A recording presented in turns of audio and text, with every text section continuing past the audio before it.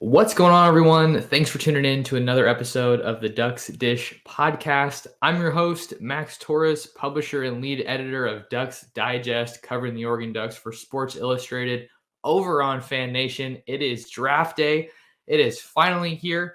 Thursday, April 28th, 2022 NFL draft is just under an hour away as I record this. We'll see when it hits the podcasting feeds, but definitely just wanted to get a podcast out there talking about the draft and what it means for Oregon football, both in the immediate future, what we've seen in the past, and for the future long-term health of the program, because we are a program podcast.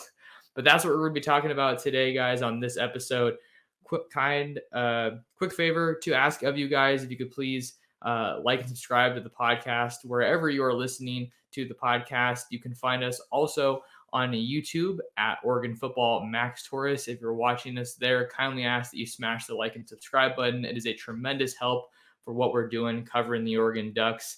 But with all that being said, let's dive right into this. So first, I just kind of want to talk about Oregon's NFL image.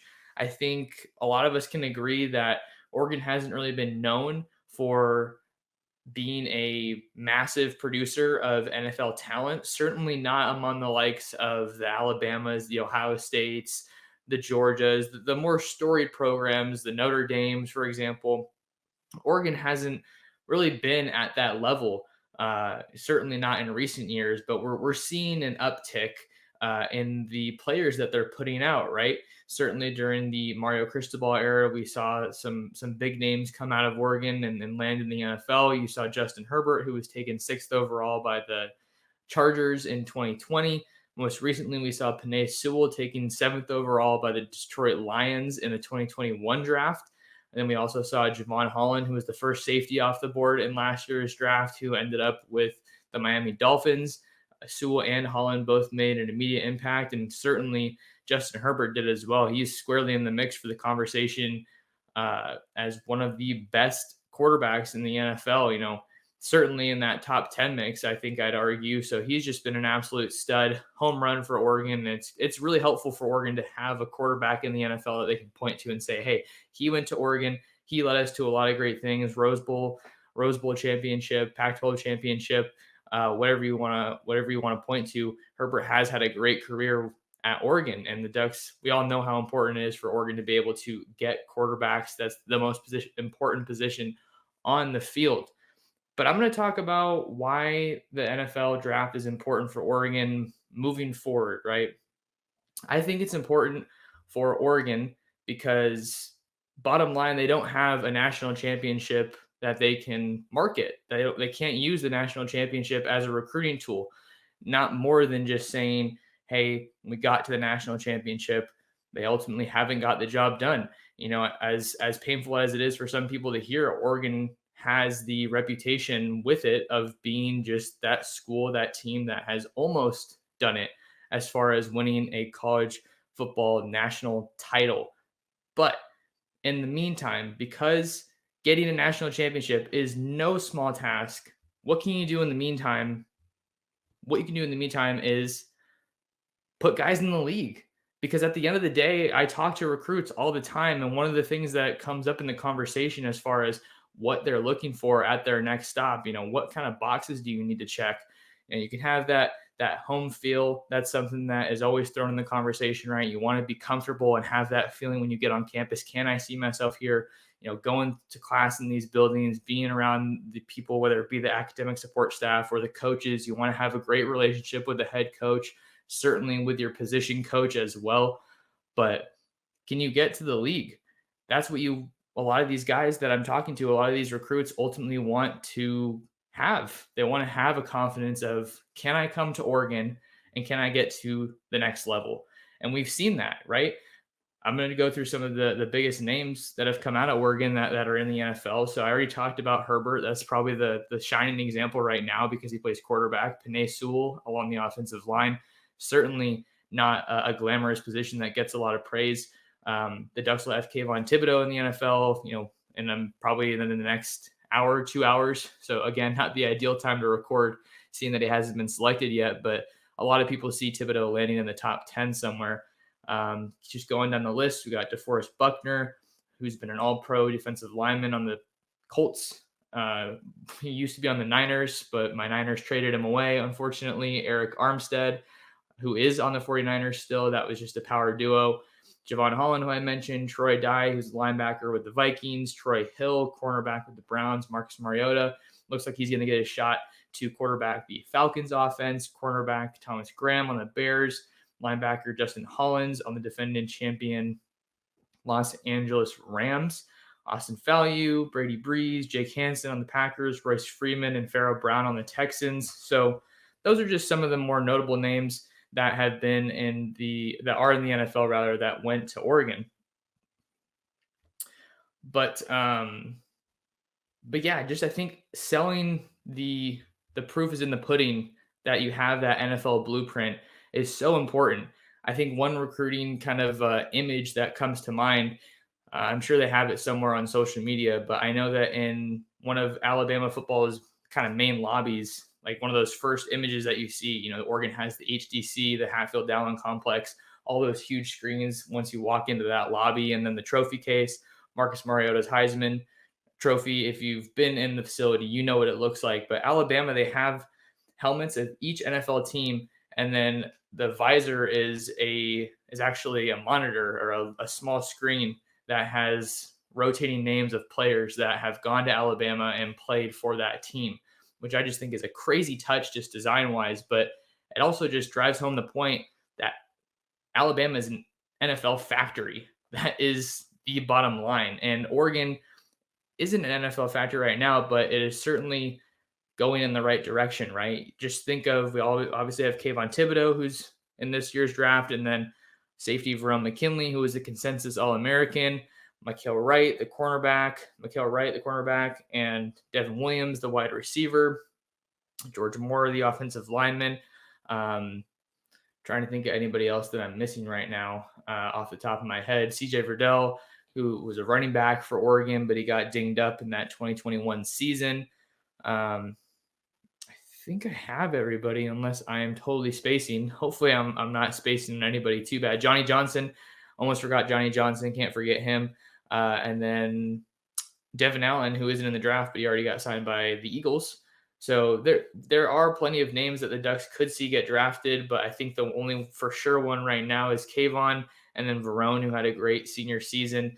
And then we'll kind of see where some of those other guys kind of get taken in the draft. I think Devin Williams is another guy who has a tremendous amount of upside just from an athleticism standpoint.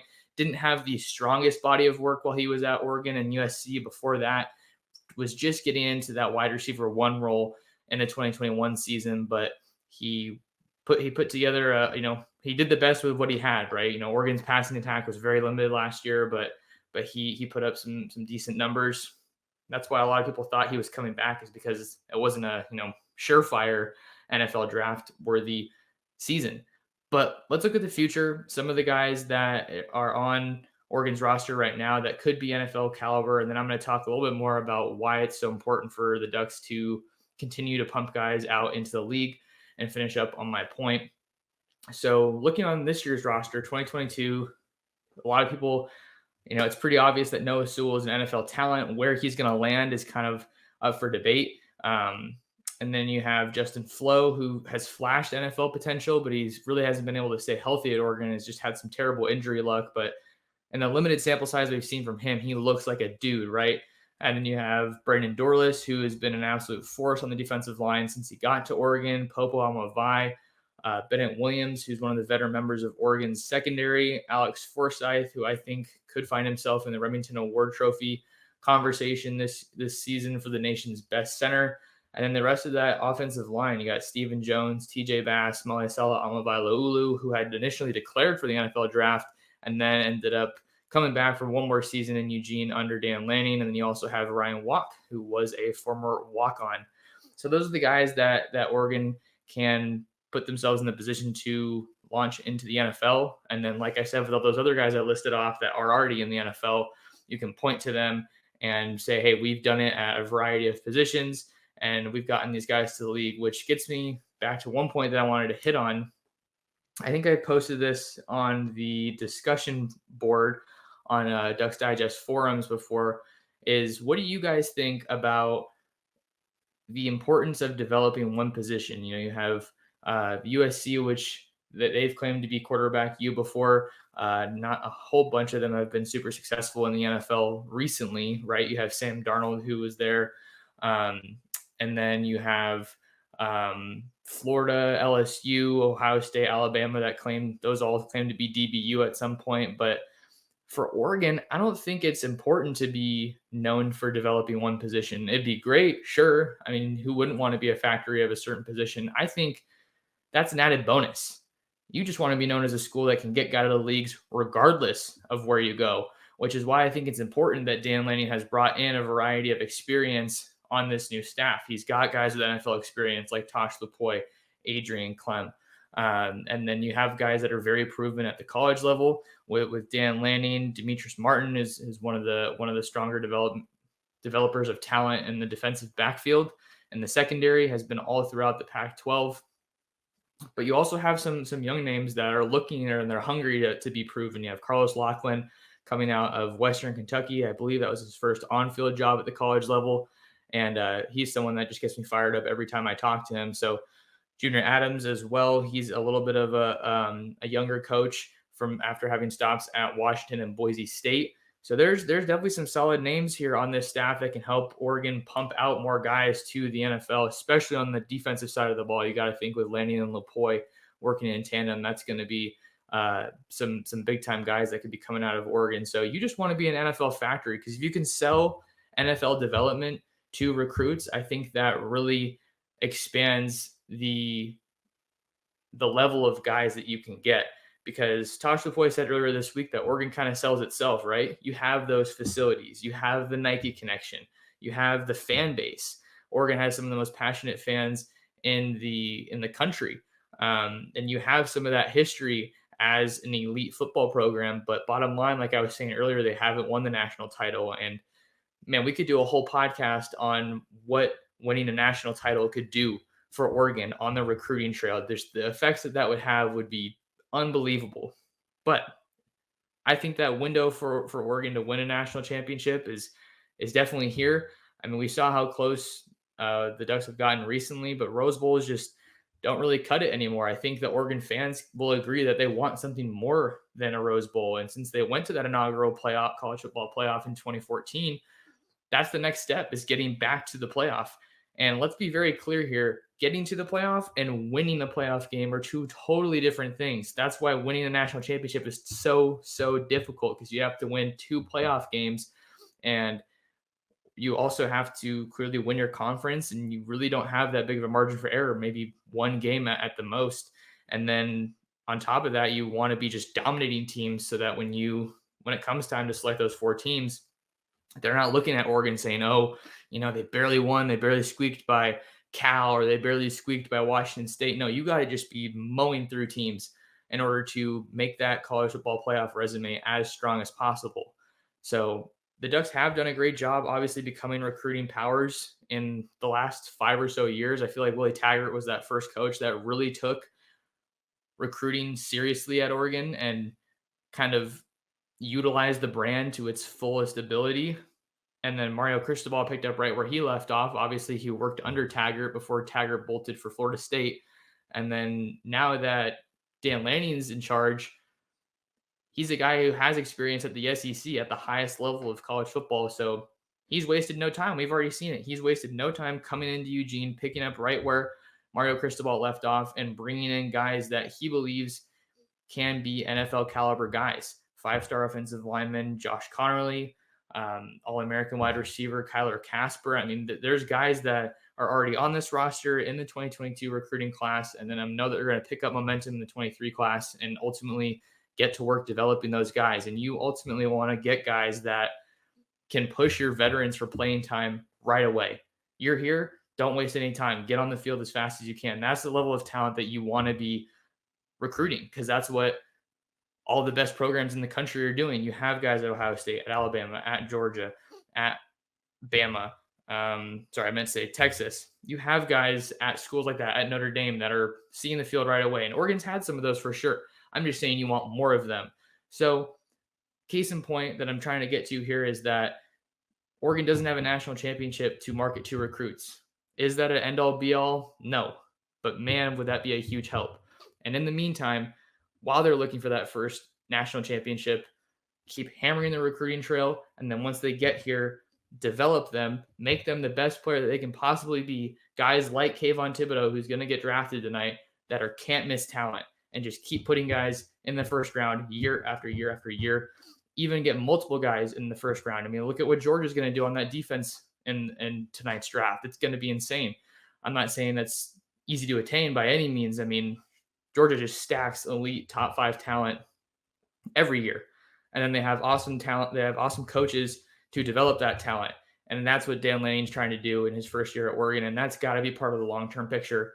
If I'm Dan Lanning, if I'm the head coach at Oregon, I want to get the best of the best, get them on the field as soon as possible, and then develop them into difference makers at the college level, and then guys that can make a tangible and consistent impact in the NFL. Because I think that's another big step for Oregon. Getting guys drafted is awesome, but can those guys take the next step and be contributors as rookies, as second-year guys, like we see with Javon Holland, like we see with Justin Herbert, like we see with Penei Sewell? And can they do it at a variety of positions? Kind of goes back to my first point. You don't necessarily want to be known for one position, but if you can get guys from Oregon to the league at a variety of positions, it's only going to make you more appealing as a program, because then you can point to this guy, to that guy, this side of the ball, that side of the ball. I think I'm making my point here. Hopefully I'm not being too repetitive, but I'm excited for the draft. I'm excited to see where KT lands. Let me know in the comments on the video where you guys think he's going to land, or depending on when this video drops, your reaction to where Kayvon Thibodeau was selected in this draft. Make sure you guys follow me on Twitter at mtorresports, and subscribe to the YouTube channel at Oregon Football Max Torres. You can find my written content, including premium recruiting updates, recruiting interviews, over on Ducks Digest. Go subscribe to Ducks Digest for the latest and greatest in Oregon football recruiting news. That'll do it for me, you guys. Thanks so much for supporting us and listening or watching this episode of the Ducks Dish podcast, and we will see you in the next one. Take care.